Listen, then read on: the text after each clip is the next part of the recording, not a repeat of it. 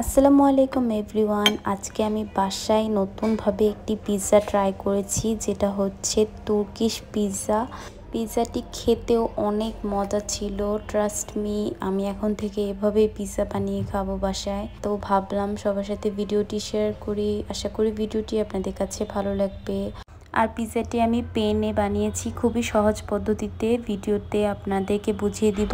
শুরুতে আমি একটি পেন বসিয়ে দিয়েছি, যেখানে আমি কিছু মাংস ব্লেন্ড করে নিয়েছিলাম সেগুলো দিয়ে দিচ্ছি, এবং তার সাথে কিছু আদা রসুন বাটা দিয়ে কিছুক্ষণ লবণ এবং ধনিয়া দিয়ে কিছুক্ষণ ভেজে নিচ্ছি। তারপর এভাবেই 5 থেকে 10 মিনিট ভেজে নিব। মাংসটুকু ভাজা হলে নামিয়ে নিচ্ছি। তারপরে একই প্যানে আমি সামান্য রসুন কুচি করে কেটে নিয়েছি, এবং আমি একটি পেস্ট বানিয়েছিলাম টমেটো, কাঁচামরিচ, ব্ল্যাক পেপার এবং অরিগানো দিয়ে একটি পেস্ট বানিয়েছিলাম, যেটি এখানে দিয়ে দিলাম। এভাবে 5 থেকে 6 মিনিট ভেজে নিচ্ছি। তারপর ভেজে রাখা মাংসটুকু এখানে দিয়ে দিলাম এবং কন্টিনিউয়াসলি নাড়াচাড়া করতে থাকলাম, এবং চুলার আঁচ কমিয়ে দিয়েছি, না হলে টমেটো সসটুকু পড়ে যেতে পারে। এটা ভাজা হয়ে গেলে নামিয়ে নিচ্ছি। তারপর আমি পিৎজার মেইন ইনগ্রেডিয়েন্টস চিজ কেটে নিচ্ছি, ছোট ছোট করে কেটে নিলাম। কিছু পরিমাণ চিজ কেটে নেওয়ার পর আমি এখানে সামান্য চিলি ফ্লেক্স, অরিগেনো এবং ধনিয়া পাতা দিয়ে মেখে নিচ্ছি। মেখে এক সাইডে রেখে দিলাম।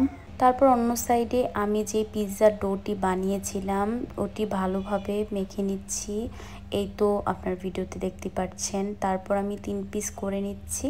পিৎজার ডোটি খুবই সফট হয়, যার জন্য আমি ভালোভাবে মেখে নিচ্ছি। এভাবে ভালোভাবে কিছুক্ষণ মেখে আমি বেলে নিচ্ছি। এখানে আমি গোল করে না বানিয়ে অন্যভাবে বানানোর ট্রাই করছিলাম। এখানে আমার পিৎজার রুটিটি দেখতে তেমন একটা সুন্দর হয়নি, কিন্তু তারপরও আমি ট্রাই করেছি। আচ্ছা, যাই হোক। তারপর আমি সাইড দিয়ে চিজগুলো দিয়ে দিচ্ছিলাম একে একে। 4 সাইডে চিজ দিয়ে দিলাম। সম্পূর্ণটুকু দেওয়া শেষ হলে আমি একটার সাথে একটা মুড়িয়ে নিচ্ছি। এই তো কিভাবে করছি আপনারা ভিডিওতে দেখতে পাচ্ছেন। চিকেনগুলো দিয়ে দিচ্ছি উপর দিয়ে। ভালোভাবে চিকেনগুলো দেওয়ার পর 3-4টা ক্যাপসিকাম দিয়ে দিলাম। তারপর আমি কেটে রাখা চিজগুলো দিয়ে দিয়েছি। তারপর সাইড দিয়ে ডিম ব্রাশ করে দিয়ে দিয়েছি। এখানে আমি একটি ছোট মিস্টেক করেছি, যার জন্য আমার পিৎজাটি ভেঙে গিয়েছে।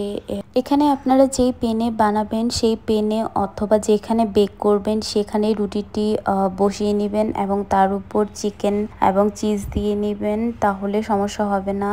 এখানে ডোটি খুবই নরম থাকায় আমার পিৎজাটি ভেঙে গিয়েছিল, কিন্তু সবকিছু ঠিকঠাক হয়ে গিয়েছে শেষে।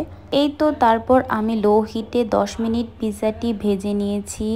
এখানে আমি কিছুক্ষণ পরপর চেক করে নিচ্ছিলাম নিচে দিয়ে পড়ে যাচ্ছিল কিনা, কিন্তু না, একদম পারফেক্ট হয়েছিল। 10 মিনিট পর এই তো আপনারা ভিডিওতে দেখতেই পাচ্ছেন। আশা করি ভিডিওটি সবার কাছে ভালো লাগবে। আল্লাহ হাফিজ এভরিওয়ান।